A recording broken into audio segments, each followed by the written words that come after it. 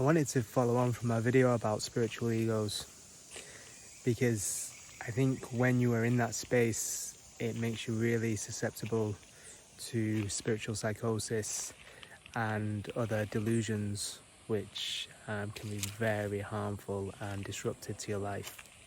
More recently, we've seen this happen with the surgence of ChatGPT and other AI applications, people speaking to these apps about spiritual concepts, spiritual wisdom.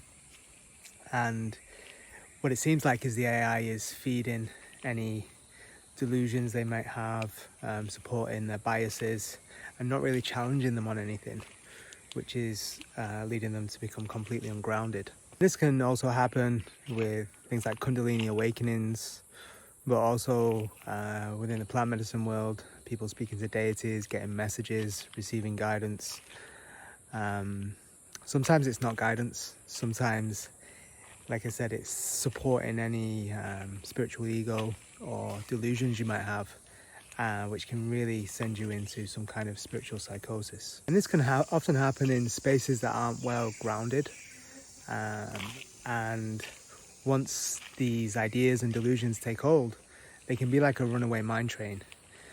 They build and build and build, and that's how the psychosis happens. One minute everything's good, the next minute you're away with all kinds of things happening. And that's the difficult bit, because sometimes you might be receiving guidance.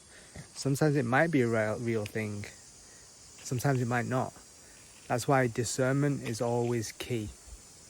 And there are some other things that you can do within these spaces as well to protect yourself. For instance, don't make any life-changing decisions straight away. Hold the information and slow everything down. Like I said, these things work like a runaway mine train, and they gather pace. So if you stop and slow everything down, it gives you time for your discernment to catch up. It gives you time for reality to sink in a little bit more. And then from that space, you can make better decisions rather than running away with whatever, in whatever direction you might be getting pushed in. That's why grounding is so important after any kind of spiritual work.